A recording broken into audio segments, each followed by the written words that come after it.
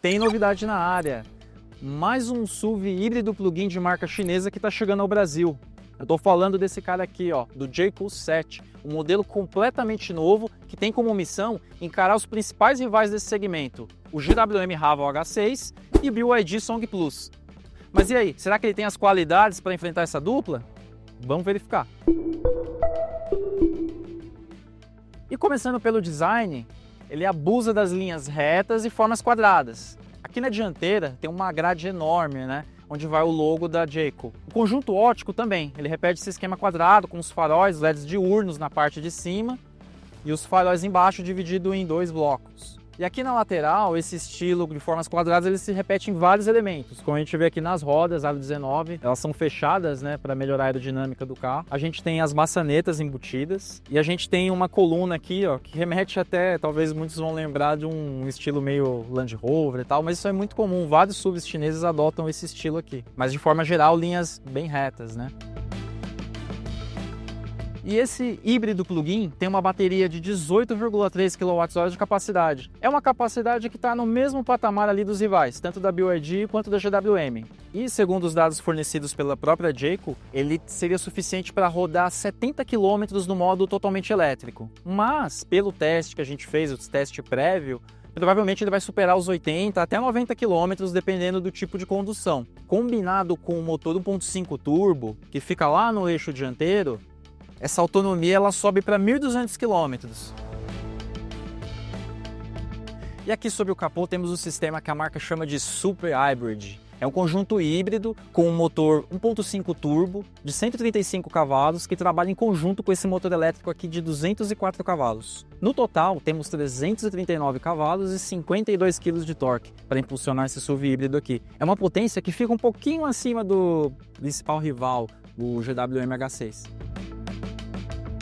E aqui no interior o design é clean, ele é bem limpo, tem poucos botões, né, como a gente pode ver. Isso é uma tendência já, né, eu sempre falo isso, na maioria dos carros eletrificados, sejam elétricos ou híbridos plug-in, cada vez menos botões. Nesse aqui, por exemplo, no console a gente tem só os botões essenciais para os modos de condução. O resto fica tudo concentrado aqui na tela, que tem um menuzão gigante aqui, onde eu configuro tudo do carro. Eu configuro o modo de condução, eu configuro o perfil onde você quer manter o nível da bateria, além de todas as configurações de assistência, configurações de iluminação, do teto solar. Então fica tudo concentrado aqui. Diferente de outros modelos onde a interface não é tão boa, aqui a navegação é bem tranquila, porque mesmo no espelhamento, basta um clique aqui na tela, você já volta para as funções do carro e vice-versa.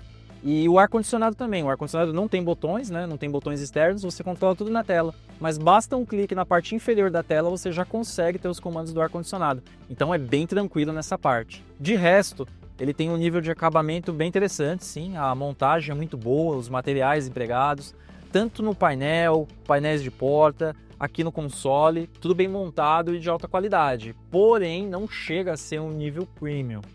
Mas está excelente aqui para a proposta do carro. E o Jayco 7, ele mede 4,50 m, então ele fica ali num porte próximo ao de um Jeep Compass, só para referência. Agora se a gente olhar para os rivais dele, eles têm em média 20 centímetros a mais, então eles são um pouco maiores e também um pouco mais largos. Mas independente disso, ele tem um bom entre-eixos, de 2,67 m, então tem um espaço bem adequado aqui no banco traseiro, né? Dá para viajar 3 pessoas, obviamente, mas o ideal, como sempre, né, 2 pessoas. E aqui na parte traseira também tem saída de ar, tem uma saída de ar central e 2 entradas aqui, uma USB tradicional e uma do tipo C.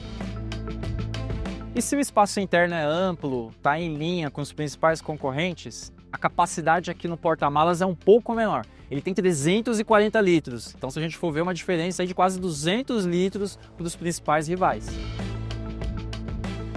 Mas antes de falar das impressões ao dirigir, vou falar um pouco sobre a marca, para quem ainda não conhece.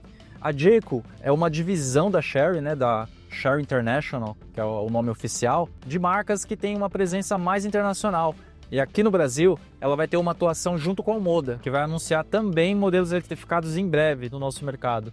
Essas duas marcas estão com uma expansão muito forte internacionalmente. Não só aqui na América do Sul, mas também na Europa. Então elas vêm nesse boom de marcas chinesas. E agora falando propriamente do Jayco, realmente as primeiras impressões são muito boas.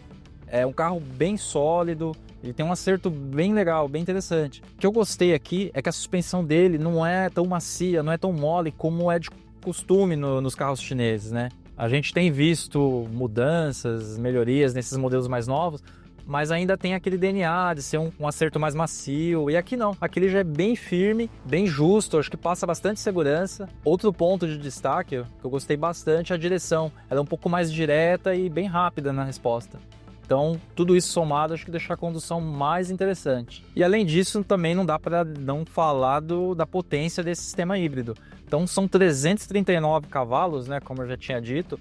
Então, você tem resposta imediata aqui. Você anda triscando o pé no acelerador o tempo todo, porque tem muita potência e muito torque. São 52 kg de torque, considerando os dois motores. É potência de sobra para andar na cidade, acho que na maior parte do tempo. É um sistema que privilegia bastante o motor elétrico. Então, na maior parte do tempo, o motor 1.5 turbo nem é ativado. Você vai dirigir basicamente como se fosse um SUV elétrico. Outro ponto também que eu acho que vale a pena citar é o isolamento acústico, que é muito bom. Tanto isolamento de parte mecânica, quanto isolamento de pneus, ruído de vento. Ele está num bom nível, considerando o segmento. Acho que é um dos destaques desse carro também. E considerando tudo isso, essa tocada mais rápida, esse acerto de suspensão mais firme, foi uma surpresa, realmente, eu vou insistir aqui. Afinal das contas, o Jayco 7 agradou bastante, ele até superou a expectativa, realmente. É um carro bem interessante. Ainda que tem aquelas limitações, né, em termos de espaço do porta-malas, algum outro detalhe, mas de resto ele vai muito bem. Também já havia falado dos equipamentos, ele tem um pacote completo, né? Já falei teto, ar digital, ele tem o ADAS também com todas as funções, frenagem de emergência, ele tem frenagem traseira também, assistente de permanência em faixa. Então é um carro bem completo, com desempenho ótimo. É a surpresa que é a dirigibilidade dele. Ele é bem interessante, bem gostoso de dirigir. O Jayco 7 ainda não foi lançado no Brasil. A marca está preparando o lançamento aí para os próximos dias, então a gente ainda não tem o preço oficial. De todo modo, ele é um rival direto do GWM Raval H6, como eu já tinha dito, né? Na versão PHEV 19. Então a gente pode calcular preços aí em torno de 240 mil, mais ou menos nessa faixa, que são os preços cobrados pelos rivais. Mas e aí? O que você achou aqui do novo Jayco 7? Será que ele tem as qualidades para encarar os principais rivais do segmento? Será que ele tem cacife para encarar tanto o GWM quanto o BYD?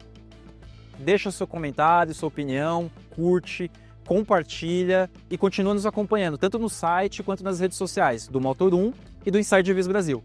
Eu fico por aqui e até mais!